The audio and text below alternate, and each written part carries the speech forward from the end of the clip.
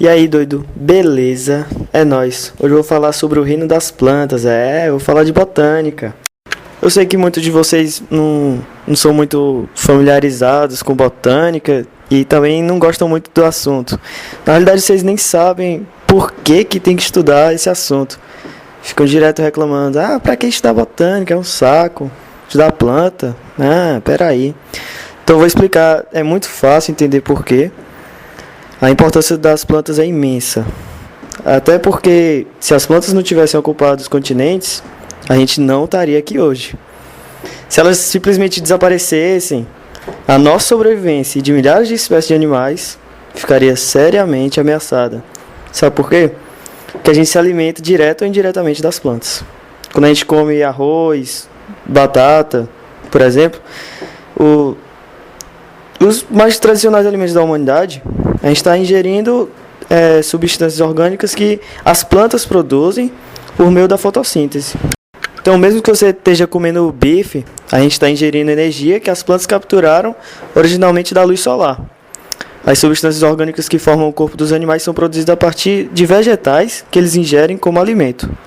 Então, eu vou introduzir o reino das plantas falando das características gerais delas. As plantas possuem um embrião maciço, isto é, elas não desenvolvem cavidades internas, como nos animais, e o embrião maciço é a apomorfia típica das plantas, que nenhum outro grupo apresenta. Além disso, todas as plantas são organismos eucarióticos, multicelulares e autotróficos, que produzem por meio da fotossíntese as substâncias orgânicas que lhes servem de alimento. As células de todas as plantas apresentam parede celulósica, vacúolos e plastos. Os plastos são especializados nas folhas, na fotossíntese, e então contém clorofila, sendo por isso denominadas cloroplastos, não somente plastos. Então eu vou começar falando das 4 divisões do reino das plantas, que é briófitas, pteridófitas, gimnospermas e angiospermas. As briófitas são plantas pequenas que vivem geralmente em ambientes úmidos e sombreados. As espécies mais conhecidas de briófitas são os musgos. Além disso, as briófitas têm rizóides, cauloides e filóides, que são órgãos falsos.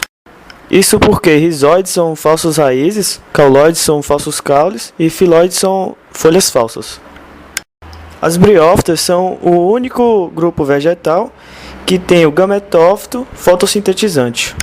Nas briófitas, a geração gametófita é mais duradoura e é dominante sobre a geração esporófita.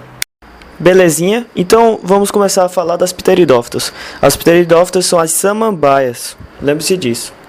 E elas já começam a ter raiz, caule e folhas.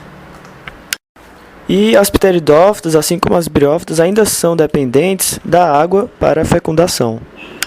E tanto as pteridófitas quanto as briófitas são chamadas de criptógamas. Isso porque elas não produzem semente. Criptógamas quer dizer isso. Isso as faz diferenciar das gimnospermas e das angiospermas, que têm sementes. Então, falando agora das gimnospermas, nelas aparecem as sementes e os cones. É importante destacar que a principal semente das gimnospermas é o pinhão e o cone, a pinha. Acontece que as gimnospermas não produzem flores e nem frutos. Contrariamente às gimnospermas, as angiospermas são plantas com flores e frutos. Também é importante destacar que é no ovário da flor que se desenvolve o fruto da angiosperma.